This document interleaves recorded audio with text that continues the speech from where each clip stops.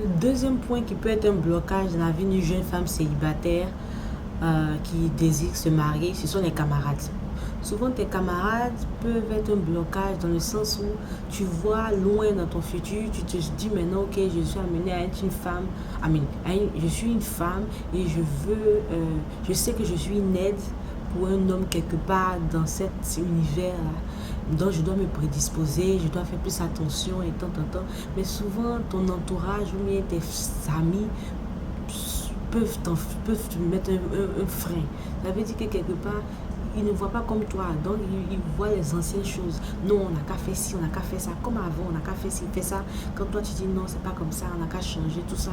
Ça devient peut-être conflictuel. Ce que je peux dire, c'est que dans la vie, là, c'est pas avec tout le monde, on peut marcher loin. Il y a différentes saisons.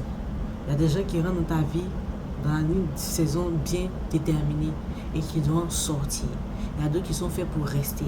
Ils vont rester avec toi et tout ça, ils vont cheminer, mais après, vous devez vous laisser. Dans la vie, il faut apprendre à se séparer souvent. C'est pas parce qu'on s'est connus depuis longtemps qu'on est obligé de cheminer ensemble jusqu'à avoir des cheveux blancs. Très souvent, quand on va en altitude, là, on commence à compter ses amis, ses vrais amis sur le bout de doigt. Donc, c'est pas comme si du jour tu deviens méchante parce que oui, tu dois te séparer de tes amis, mais c'est la vraie vie, c'est comme ça elle est. On se sépare. Moi, le plus important pour moi, c'est comment vous vous séparez. Ou bien comment vous arrêtez maintenant à trop rester ensemble comme avant et tout ça. Hein? Parce que très souvent, la séparation est brutale, elle est brusque. Non.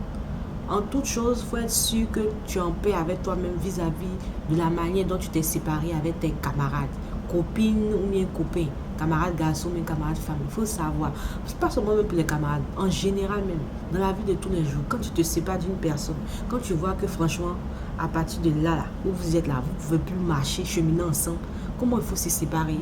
Il faut faire les choses simplement bien, quoi. Il ne faut pas, disons, mettre la zizanie partout, s'insulter, se montrer à la personne que oui, maintenant je suis devenu plus supérieur que toi. Il faut user de sagesse et d'intelligence. Hein? La vie, là, il faut savoir traiter les gens. Même si maintenant c'est fini, c'est à coup de durée. Il faut savoir se dire au revoir, mais d'une manière très sage, d'une manière très disciplinée. On ne peut pas parler partout. Je me rappelle quand moi-même j'étais encore célibataire, je commençais à nourrir ces idées de mariage. Non, il faut que je fasse attention. Peut-être Dieu n'aime pas trop ça et tout. Mais toutes mes camarades n'étaient pas au même niveau d'entendement que moi. Donc moi, par exemple, concrètement, bon, un samedi, je préférerais rester à la maison, lire, écouter. Le dimanche, je voulais être maîtresse du dimanche, mais bon, mes camarades, si elles devaient sortir, rentrer le dimanche à 4h ou bien 5h du matin, bon, elles ne pouvaient pas être maîtresses du dimanche aussi. Donc, quelque part, on a commencé à se dissocier un peu. Donc, ça commençait à être un peu bizarre. Au début, c'était, hé Sonia, donc tu veux dire quoi? Tu marches plus avec nous? On a fait quoi? Non, tu veux te jouer la grosse tête? Ouais. Donc, quelque part, il a fallu faire comprendre à tout le monde que bon, c'est pas ça, je veux plus être comme ci et comme ça, et c'est tout. Donc, il y a des attitudes, il y a des actions concrètes qu'il faut poser. Vous n'allez plus vous parler au téléphone peut-être 24 heures sur 24, comme vous le faisiez avant, mais quand même, on peut appeler pour dire bonjour, on peut appeler pour dire bonsoir. Et si on voit qu'au travers de plusieurs différends qu'on a eu auparavant, ça n'a pas été résolu, on peut appeler pour dire on s'excuse ou on peut se voir quelque part et on dit je m'excuse, tout ça là, bon, on va faire plus attention. C'est tout. D'une manière très diplomatique, on se sépare, mais on se respecte. On se respecte. La vie là, c'est ça. On se respecte. Au moins, quelque part, il faut être reconnaissante. À cause de vos amis là, vous avez pu savourer votre vie de célibataire. Parce que si vos amis n'étaient pas là, vous n'allez pas être contente de sortir, de partir aux fêtes, de partir manger ici, de vous amuser là-bas, de partir choper, de causer de ci, de causer de ça. C'est parce que vos amis quelque part étaient dans votre vie en cette saison-là. C'est pour ça que vous avez savouré pleinement cette vie de célibataire. Mais maintenant, vous voyez loin, c'est vrai. Mais il faut être reconnaissance. La personne qui t'a aidé avant, il ne faut pas la mépriser. La personne qui t'a aidé quelque part dans ta vie, même si c'était pour une courte durée, il ne faut pas mépriser la personne. Tu ne sais pas de quoi ton lendemain sera fait. C'est-à-dire que même si les gens Là, tu vois que, ok, c'est fini, on peut plus causer trop comme avant, on peut plus dormir au téléphone, je peux plus tout te raconter comme avant, je peux plus t'expliquer du genre comment je vois Dieu, ou bien comment je vois ma relation maritale, future et tout, parce que c'est trop deep pour toi, parce que c'est trop, comment ça s'appelle ça, trop, euh, deep, comment on peut dire deep en français, c'est trop sérieux pour toi et tout ça. C'est pas parce qu'il y a des différents maintenant que, bon, on va négliger les gens. Il faut apprendre à être reconnaissante pour l'apport que cette personne vous a apporté un temps soit peu. Et puis, mollo mollo, doucement, doucement, par les actions que vous allez poser de concret, vous amenez la personne à savoir que, bon, c'était un chapitre. Bon, apparemment, la saison est terminée, le chapitre est terminé, on passe à autre chose. C'est comme ça la vie. Donc, faisons attention aussi à, comme j'ai dit, notre entourage peut être un blocage parce que vous voulez bien faire et puis très souvent, les copains ou bien les copines vont vous amener à régresser. Non, c'est pas la peine, il faut laisser ça là.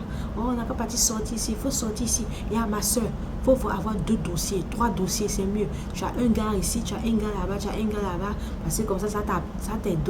Financièrement, ça va t'aider. Ou bien ici, ça va t'aider. Dans la vie là, il faut savoir, toi-même, tes priorités là, quelles sont tes priorités? Là où on parle là, quelles sont tes priorités? Tu veux aller loin, tu veux que demain on te chouchoute, tu veux demain être appelé madame, tu veux sentir que tu as une aide dans la vie d'un homme, tu veux sentir que tu as une solution dans la vie d'un homme, tu veux sentir que oui, tu as une mère au foyer, tu es protégé, toi, tes enfants, vous êtes protégés dans le mariage, tu veux expérimenter tout cela. Mais avant de commencer ça, en tant que jeune femme célibataire, là, dans la tête, qu'est-ce que tu as apporté? Comment toi-même tu te vois? Tant que ta vision est floue pour toi-même, ça sera flou pour l'homme avec qui tu seras. Tant que ta vision n'est pas rangée, pour l'homme, ça ne sera pas rangé. C'est pour ça que moi, je suis venue. Ce n'est pas pour critiquer, ce n'est pas pour pointer du doigt quelqu'un.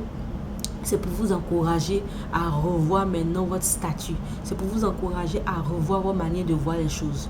Parce que de l'autre côté, là-bas aussi, là, le mariage, là, il y a aussi les réalités du mariage. Il y a aussi les problèmes dans le mariage. Si déjà, en tant que femme célibataire, dans ta vie, là, tu n'es pas assagi, tu n'as pas l'envie d'apprendre beaucoup, tu n'as pas l'envie de pardonner plus, tu n'as pas l'envie de connaître beaucoup les choses, quand tu vas arriver de l'autre bord, là, tu seras vraiment disqualifié sur beaucoup de choses. Et là, si tu ne fais pas attention, là-bas, tu seras obligé ou mieux forcé de reconsidérer ton mariage, de vouloir divorcer pour ressortir. Alors que ce n'est pas la solution. Donc là, pendant que tu as le temps de travailler sur toi-même, de travailler sur ta propre personne, de travailler sur ton mental, de travailler sur tout ce qui est émotionnel là, prends le temps de travailler sur cela. Mets Dieu dans l'équation. C'est Dieu qui donne la sagesse, c'est Dieu qui donne l'intelligence, c'est Dieu qui donne la patience et puis tous ces autres atouts là pour que tu puisses réussir plus tard dans la vie d'un homme pour la vie d'un homme pour lequel tu seras une solution clé demain. Mets Dieu devant. Et puis ça sera plus facile maintenant pour toi de savoir même en tant que toi, en tant qu'individu, ton importance. Ton importance. Ton importance.